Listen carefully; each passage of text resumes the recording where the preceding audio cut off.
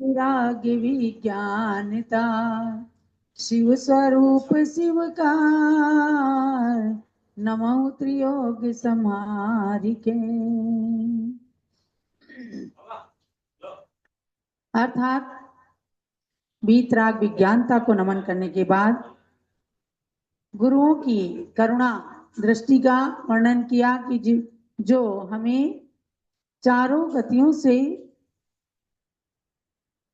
उबरने का, सिद्ध गति को प्राप्त करने का और जो पर्याय मिली है उसे सार्थक करने का जो उपदेश दिया है उसको जान रहे हैं। आपने पहले तिर्यंच गति के दुखों के बारे में जाना कि जीव निगोद से एक श्वास में 18 बार जन्म मरण करते करते विकलेंद्रिय त्रस की पर्याय में, पंचेंद्रिय पर्याय में, पशु पर्याय में भी आया तो भी उसे कितने कष्ट सहने पड़े। पुनः बिलखते बिलखते वहां से कष्ट पाकर संक्लिष्ट परिणामों से मरकर नरक में गया और नरक के अपार दुखों को किसी तरह से सहन किया। नरक में जघन्य आयु है 10,000 वर्ष की और उत्कृष्ट आयु है 33 सागर की। दुख में तो 2 क्षण भी बहुत ही लंबे लगते हैं और सुख में बहुत सारा समय निकल जाता है, पता नहीं चलता। नरक में वेदना न जाने कितनी बार सहन की और उसके बाद किसी तरह से मनुष्य गति में आए हैं। तो तीसरी गति का वर्णन ये चल रहा है।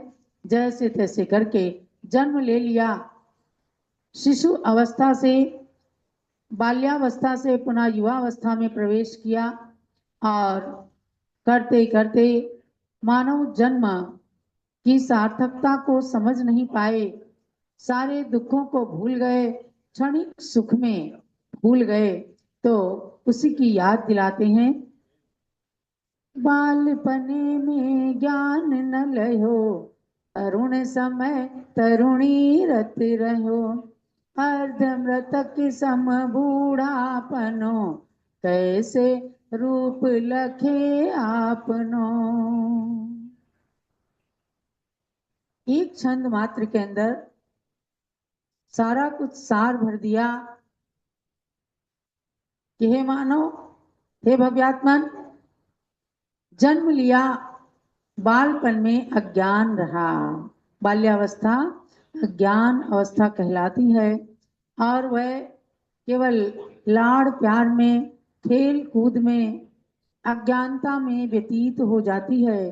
कोई महान पुण्यात्मा जीव होते हैं तो बचपन से उन्हें अनेक प्रकार का ज्ञान हो जाता है, तो उनका बचपन और युवा सब सार्थक हो जाता है। ये बचपन के सबके खेल एक जैसे होते हैं, यानी बचपन की जो बाल क्रीड़ा है सब एक जैसी होती है। बस इतना जरूर है, जैसा बच्चे को माहौल मिलता है वैसा रच बच जाता। आज बालपन कैसे निकलता है? मोबाइल से। अगर मोबाइल देख रहा होता है बच्चा, आराम से खाना खा लेता है, उसके हाथ से मोबाइल छूट जाता है, ले लेते हैं, रोने लगता है और उसकी जिद को पूरी करने के लिए आखिर माता पिता फिर उसके हाथ में मोबाइल थमा देते हैं।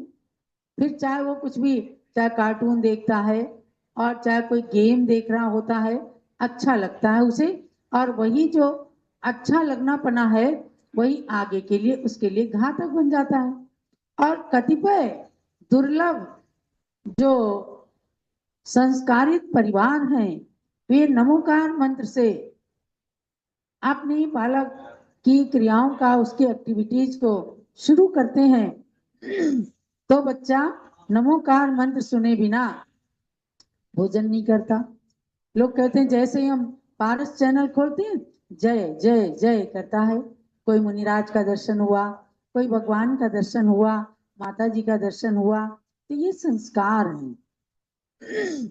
एक तो क्या है, जनरल स्थिति बताई है आपको कि हर प्राणी की स्थिति, नाना जीव जो संसार के अंदर हैं, बालकपन में उन्हें ज्ञान नहीं रहता, ज्ञानता है। तरुण समय तरुणी रत रहो, युवावस्था आती है, अपने विषय भोगों में रम जाते हैं, तब माता पिता का भी पता नहीं रहता, यानी उनकी भी खबर नहीं रहती, अपने सुखों में ही केवल निमग्न रहते हैं। हमसे किसी को क्या कष्ट हो रहा है ये भी नहीं समझ पाते। अर्ध मृतक सम बूढ़ापनो, और ऐसे ही जब बुढ़ापा आने लगता है और आ जाता है, समझो 60 साल के बाद, तो अर्ध मृतक के समान ये जीव हो जाता है। तो कैसे रूप रखे आप लोग, अपना रूप यानी आत्म स्वरूप आप कैसे प्राप्त करेंगे? ये किसको संबोधन दिया? ये भगवान को संबोधन नहीं दिया है, ये अपने को संबोधन देने की कहानी है, ये श्लोक है। और जो तीनों को सार्थक कर लेते हैं तो फिर तो उनके जीवन का कहना ही क्या। उनका बाल्यपना, युवावस्था और वृद्धावस्था सब कुछ कल्याणकारी, अपने लिए भी कल्याणकारी होता है, पर के लिए भी कल्याणकारी होता है।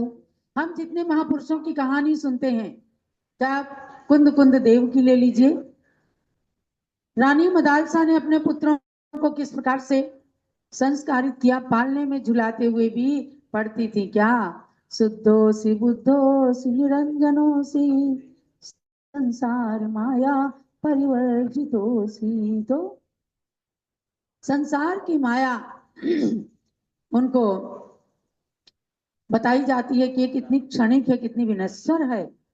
अविनश्वर है तो शुद्ध बुद्ध नित्य निरंजन स्वरूप तेरी आत्मा, और आत्मा प्रत्येक शरीर के अंदर, रोम रोम के अंदर आत्मा के प्रदेश व्याप्त हैं। आज आप ज्ञानमती माता को देखते हैं कि जिन्होंने बचपन को भी सार्थक किया, कैसे बचपन में ही थी, और इनके घर में जब बच्चे बीमार पड़े भाई लोग, तो इन्होंने अपने सम्यक दर्शन की दृढ़ता का परिचय दिया कि कोई दैवी प्रकोप नहीं है, हम इधर उधर कहीं सिर नहीं मारेंगे, हम शीतलनाथ भगवान की पूजा करके और भगवान के अभिषेक के गंधोदक को लगाएंगे। सारे नगर के अंदर रोग व्याप्त था, लोग इधर उधर जा रहे थे, कोई शीतला माता को मना रहे होते थे। इन्होंने कहा नहीं, कोई माता जिसके साथ में लगा है, कोई भी हो, वो माता कभी किसी को कष्ट नहीं दे सकती। तमाम बच्चे मर गए और इनके भाई जीवित हो गए शीतलनाथ भगवान की गंधोदक के प्रभाव से। बचपन इन्होंने सार्थक कर लिया। आज भी उस इनकी जन्मभूमि, केवल उस घर में नहीं, पूरे टिकैत नगर के अंदर आज कोई किसी भी कुरीति का पालन नहीं करता है। सब लोग जिन मंदिर के भक्त हैं, और लगभग 80 घर होने के बाद पूरे मंदिर के अंदर रात 4 बजे से ऐसी भीड़ रहती है। बालक बच्चे, छोटे छोटे बालक बालिकाएं, युवा वृद्ध, सब साल भर से लेकर के और 80 साल 90 साल तक के सब लोग मंदिर जाते हैं, भगवान का नमन करते हैं और अपने दिवस का शुभारंभ करते हैं, खूब सुखी संपन्न है। तो ये संस्कार बचपन से ज्ञानमती माता जी ने स्वयं सबके अंदर डाल दिए, और इनके अंदर संस्कार इनकी मां ने डाला, और पद्मनंदी पंचविंशतिका ग्रंथ के स्वाध्याय से वह संस्कार प्राप्त हुए कि अनादिकाल से निगोद आदि अवस्थाओं को प्राप्त करके हमने ये मनुष्य पर्याय बड़ी मुश्किल से पाई है। युवावस्था में जब खेलने और खाने के दिन थे, जब सोने के दिन चांदी की रातें थी, ऐसे समय में इन्होंने ब्रह्मचर्य व्रत को लेकर के अपनी काया को कुंदन बना लिया। आज आप देखो 91 साल की उम्र है और शरीर का रोम रोम तपस्या से, संयम से, साधना से, ब्रह्मचर्य से, ज्ञान से, रत्नत्रय से इतना पवित्र हो गया है कि कोई दर्शन भी कर लेता है, कितना अशांत व्यक्ति हो और उसको शांति की अनुभूति हो जाती है। तो इन्होंने अपना बचपन, अपनी युवावस्था और अपनी वृद्धावस्था भी सार्थक किया है। और अभी परसों ही माता जी कह रही थी मैं बुढ़ी नहीं हुई हूं, यानी उनके विचार उनकी भावनाएं, उनकी भक्ति इतनी युवा है कि आज भी वे पूर्ण सजग रह करके अपनी समस्त क्रियाओं का परिपालन कर रही हैं। ऐसे जीवों का जन्म सार्थक होता है।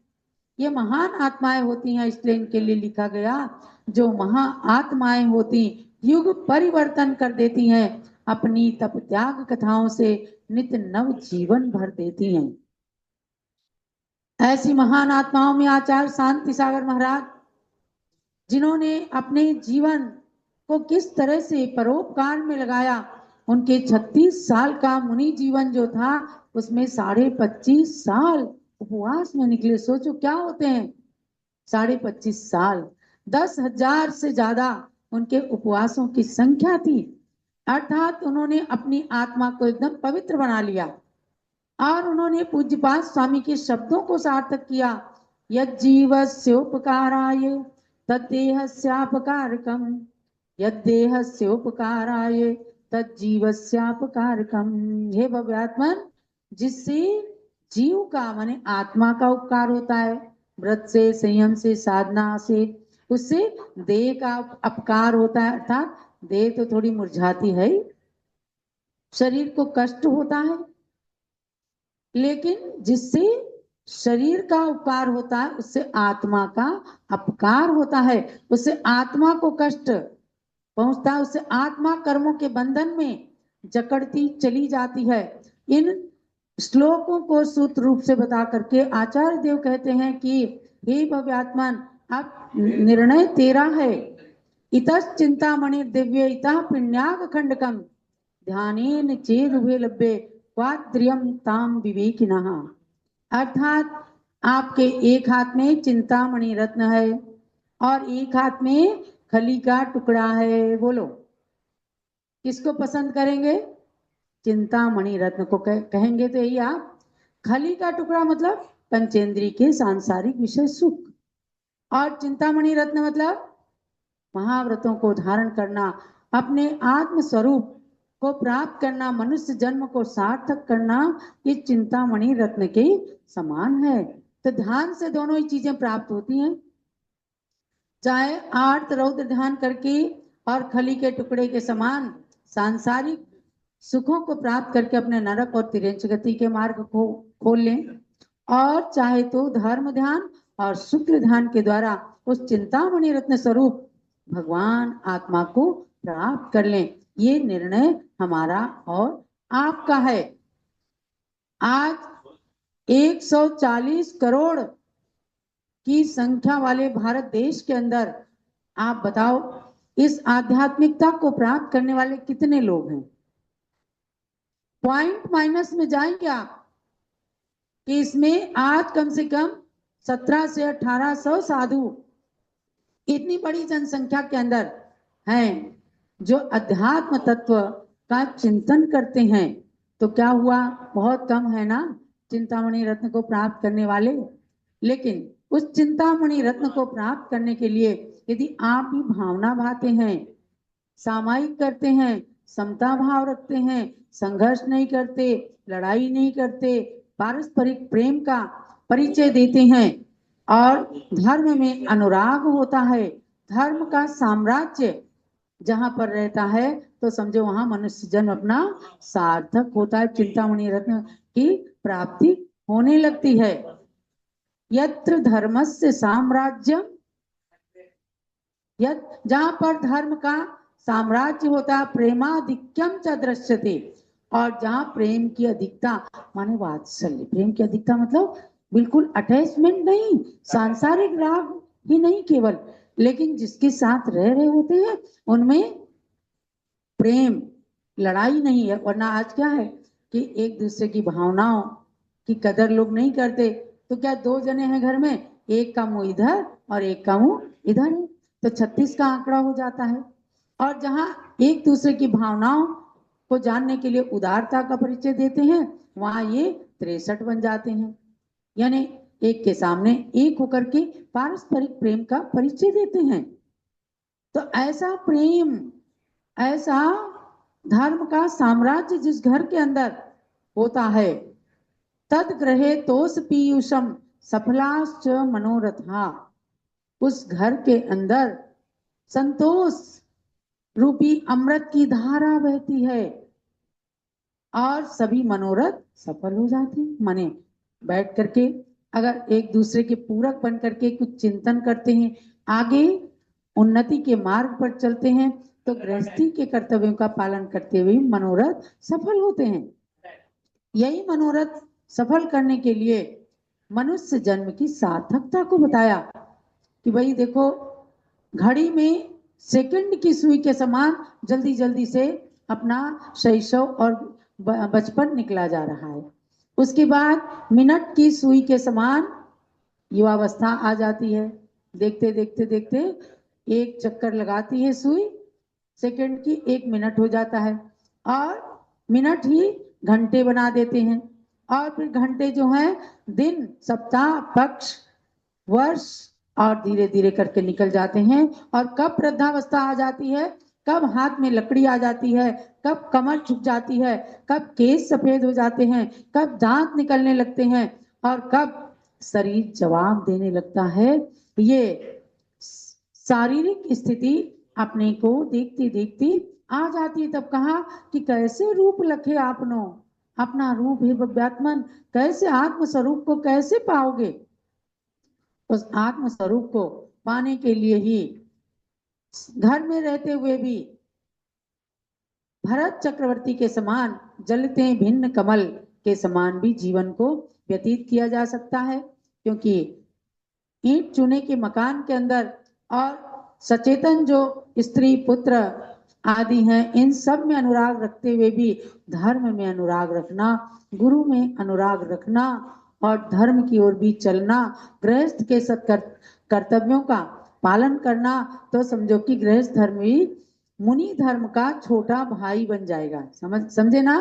इसी अयोध्या के अंदर जब दशरथ पुत्र भरत को आचार्य द्वितीय महाराज ने संबोधन दिया जिन मंदिर के अंदर, तो उन्होंने कहा कि भरत, मैं जानता हूं आप बहुत वैरागी हैं, बिल्कुल राज सिंहासन छोड़ करके संन्यास लेना चाहते हैं, लेकिन सुनो, आप अपने कर्तव्य का पालन कर रहे हैं तो आप भी मुनि धर्म के छोटे भाई के समान हैं। ये पंक्तियां हर घर में लिख लेना। गृहस्थ धर्म मुनि धर्म का लघु भ्राता है, ये जैन रामायण कह रही है। ऐसे छोटे भाई के रूप में हम आप सब ने जो गृहस्थ अवस्था प्राप्त की है, मनुष्य जन्म में जैन कुल प्राप्त किया है, जिन धर्म को पाया है, देवशास्त्र गुरु की शरण पाई है, तो उसको हमेशा सार्थक करते हुए अपने मनुष्य जन्म को भी सार्थक करना। और अब हम जिन गुरु पूर्वक हमें शिक्षा दे रहे हैं, इसी शिक्षा को उन्होंने अपने शब्दों में बता दिया है। उस शिक्षा को ग्रहण करते हुए हम योग्य शिष्य भव्यात्मा भक्त बने और अपने मनुष्य जन्म को सार्थक करें। यही आज के स्वाध्याय का सार समझना। और केवल इस ढाल के अंदर देवगति के सुख और दुखों की कहानी कहने वाले 2 पद्य और बचे हैं, तो आप एक ढाल का भी अध्ययन एक ढाल का अध्ययन तो परिपूर्ण कर लेंगे और फिर आगे आगे हम इसी प्रकार से चलते रहेंगे।